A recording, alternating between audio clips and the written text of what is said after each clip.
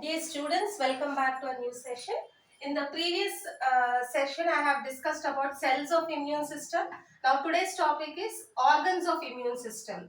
So this organs of immune system, how the cells play a major role. In the same manner, organs also play a major role in the immune system. So this, before going to different organs in our immune system, we are going to see a just introduction about this. So immune system, that means the age of immunobiology, that means the branch of biology which deals with immunology is immunobiology, has begun in the year 1960, and also a scientist named Mechikov, he has suggested certain organs like spleen, lymph glands, bone marrow, etc., which plays a major role in our immune system. So how these organs perform a major role, we are going to see. It serves as an hemopoietic organ, that means it will act like a source of all blood cells.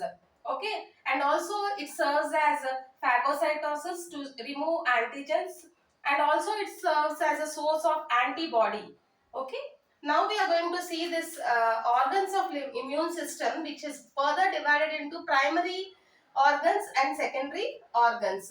If you are going to see the primary organs, this primary lymphoid organ is also called as central lymphoid organ. It can be called as central lymphoid organs. So in this primary lymphoid organs, there are three types of organs. If you can see, thymus, which is found in mammals and birds. Bursa fabrica, it is only found in birds.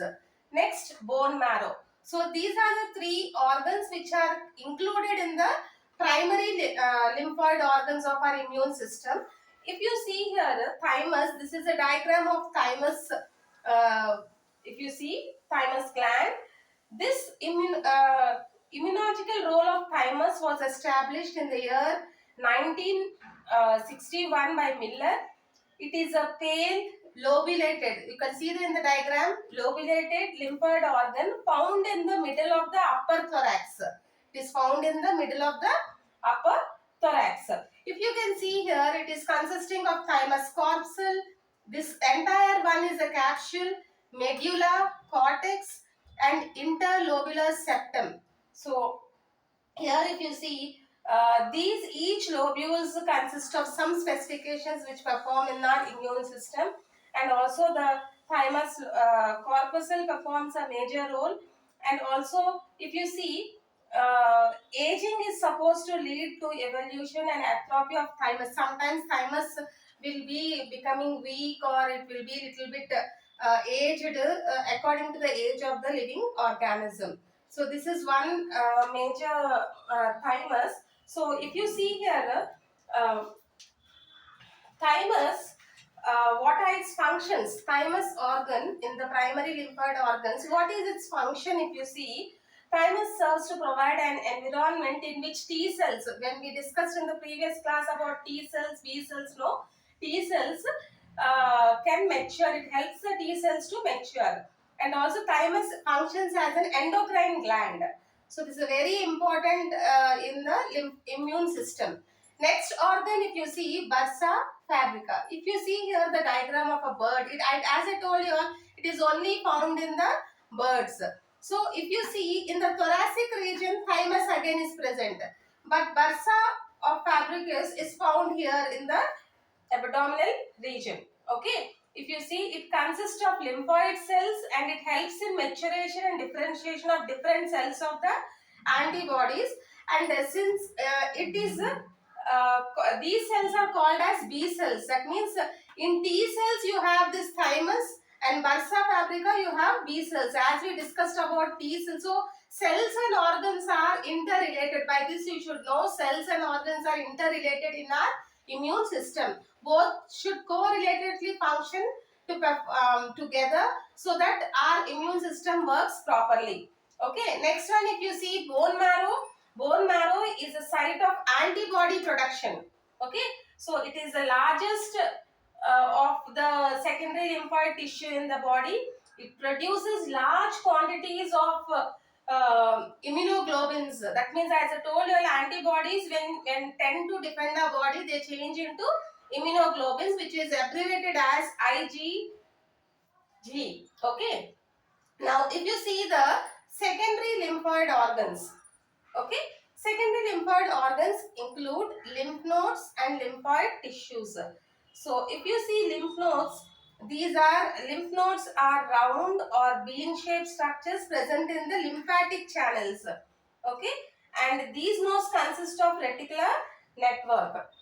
Next, if you see here, lymphoid tissues are scattered throughout the body, and it is a gut associated lymphoid tissue. It is abbreviated as GALT, and mucosal associated lymphoid tissue abbreviated as MALT. Okay, so everywhere it is scattered throughout the body, these lymphoid tissues. This lymphoid tissue also includes tonsils, appendix, Peyer's patches, etc. And the cells of these tissues are immunoglobulins producers. So lymphoid tissues are also very important. And if you see here, the spleen, one more secondary organ is spleen. It serves to filter antigen from lymph. Okay, it filters the blood. And the major site, spleen also acts as a major site for the production of antibodies and effector cells. Okay, students. So, overall, if you see, in the previous session, I have discussed about cells of immune system. And here I discussed about organs of immune system. How they are correlated, we will just see for 1 minute. So as I told you in the cells, I discussed about T cells, B cells, macrophages, plasma cells, etc. So there you have learnt about the cells, how that is very important to our immune system. Here if you see, when we are learning about organs of immune system, you can see thymus, which is the site of T cells, bursa, which is the site of B cells. So if you correlate both the cells, that means cells and the organs of our immune system, both should be function in a balanced way so that our immune system works properly and defends our body. Okay, so this is for today's session, students. With this we finish unit 1 from paper 5. In the next class we will see unit 2 from paper 5. Thank you.